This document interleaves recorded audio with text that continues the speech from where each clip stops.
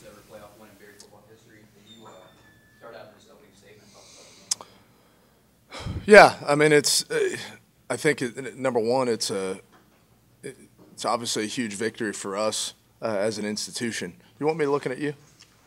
Yes. Okay. Number one, it's a huge victory for us as a school, but I also think to a larger extent it's huge for our conference too, and that's something that really I think weighed heavily on us.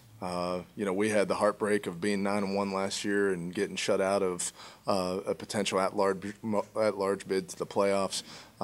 Center was the same way this year. So we certainly, first and foremost, we want to win because of our institution, but I think it's a great win for the Southern Athletic Association as well. Trey, a solid day out of the receivers. This game kind of played out like an underdog year for you.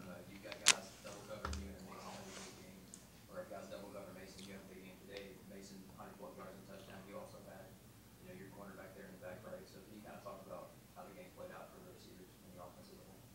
Yeah, I think they were just trying to take away throwing the ball for a lot of the day. I think we just did a great job running the ball, and then that opened up a few big plays for me and Mason.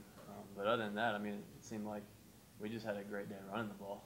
We took care of what we needed to up front, and if they're going to play us that way, we're pretty balanced, and we can do both. And so I think that was the biggest part of the day, was just the ability to run the ball whenever we wanted to. So.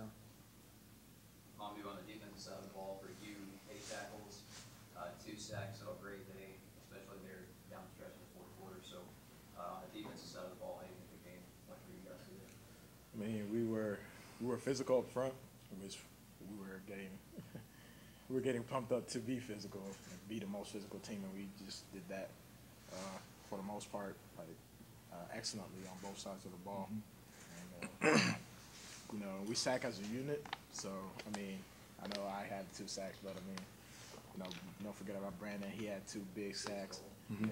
I mean, we had 6 total sacks as a team. I mean, that's what we're doing. We were getting after it, as a defense, and hopefully we'll do the same next week. That second quarter there, especially first half in general, seemed like you guys, like you have all year, kind of wanted to make the team one-dimensional. Mm-hmm. Both 9 completions already, it seemed like you guys have helped out with that. What was kind of the game plan going about that offense? Well, they're an explosive team in general, and certainly on offense. It'd be remiss to not mention the fact that their starting quarterback, was out, so that certainly hurt them. He's a guy that waited in the wings for 3 years and then got his shot his senior year, and had a shoulder injury last week against LaGrange. But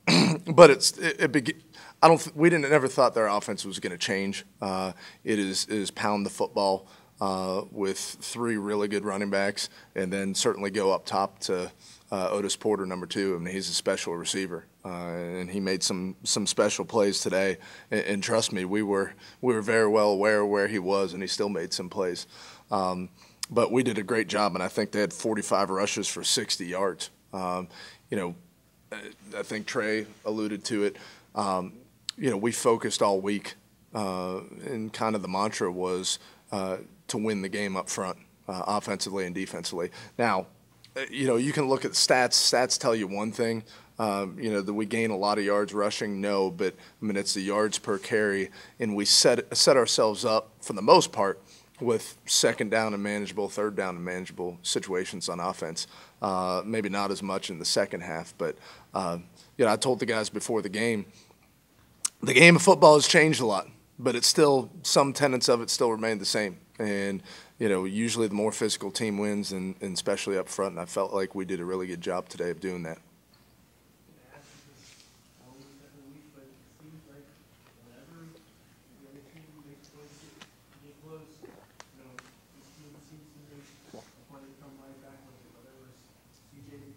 Mm-hmm.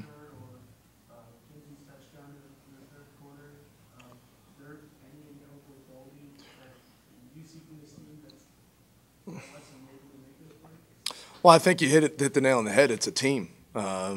we don't get flustered. We have a lot of guys that have been here before, and when we understand throughout the course of a game, there's going to be bad things that happen. There's going to be good things that happen. Don't get too low on the bad things. Don't get too high on the good things.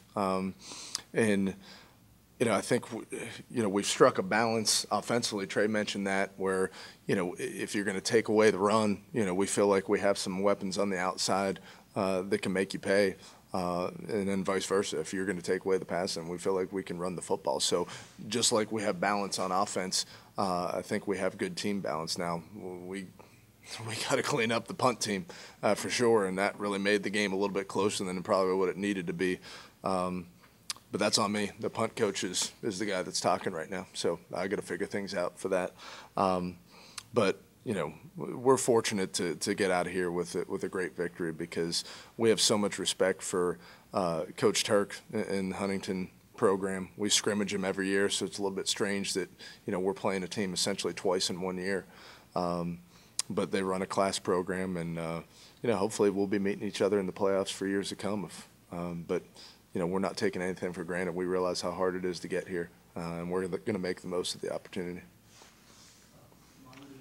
Last two drives that Huntington had, when they get into the red zone, you guys almost just completely push it back, especially that last drive where there's 2 sacks and fourth man completion. Is that just, at that point, the defensive line just feeding off each other? Most definitely. We feed off our offense. We feed off ourselves. And the D-line, we already knew we had to get after it. So, when our back's against the wall, we're going to push through, no matter what. So that was just a great display of our persistence and our discipline at that stage of the game. Trey, you're in your 5th year. Similar to last week, too. You've seen this program. Same thing as Trinity. And now you're seeing it now that it's won its first ever NCAA playoff game. And sometimes it takes programs decades to get to where this program has gotten in a short amount of time. How special is today, do you think, for the Berry College football program? Yeah, I think it's a huge deal. We've never made it to the playoffs, much less won a game. But I don't know, for me, like you said, my 5th year is my last year. I know every time I go out there, it's like, I don't want this one to be my last, And I think it's just the way we're playing. And I think Mamadou said it, just being persistent and being consistent. I think that's what's been a huge difference in the teams in the past and the team this year is everybody's just buying in, and I think Coach K is doing a great job of creating an environment where we all trust each other. We trust the coaches and know that they're doing it right, and all of us as players just buy into that, and we work hard and we're just persistent, week in, week out, day in, day out. But for me, like I said, as a senior and for Mamadou, I'm sure a lot of us, every time we step out there on the field from now on, it might be our last game, and we don't want it to be our last game. So we're going to keep that mindset going on to next week. Coach, did this game highlight any areas where the team needs improvement? And if so, how do y'all plan on making these improvements on these areas in our contract? Well, we got 2 punts blocked, so I think that's pretty obvious that we need some work there. We're constant. We'd have to look at the film and evaluate. Was this our best game of the season? I don't know. At this point, it doesn't matter if it's your best game. It just matters if you survive and advance. But we're always working to get better. We told the guys a little bit of a downer. We had victory Sunday last Sunday. We didn't meet. There's no victory Sunday this Sunday. We need to go back and have these guys. They're smiling right now. They weren't really smiling in the locker room. We're going to go back and we're going to have to, watch some film with the guys tomorrow so we can get better in preparing for next week. Coach, I'm sure I'm not going to tell you, from here on it really gets harder. You might be going on the road next week. For a situation like that where you might be going a long distance, Mm-hmm. what's the message you what's kind of being planned? Well, I got asked after the game about this. Was it any different going and preparing for a playoff game? For us, it's not, because if you're preparing differently, that means what were you doing the first 10 weeks of the season? So, I think you send the wrong message when all of a sudden it's, you're going to do something different. you know, it is going to be a different week. I, for one, have never practiced on Thanksgiving, so I'm looking forward to practicing on Thanksgiving. That's going to be a new thing for me. Never got a chance to do it in high school or in college. So the schedule, whether we're playing home or on the road, is going to be a little bit different this week.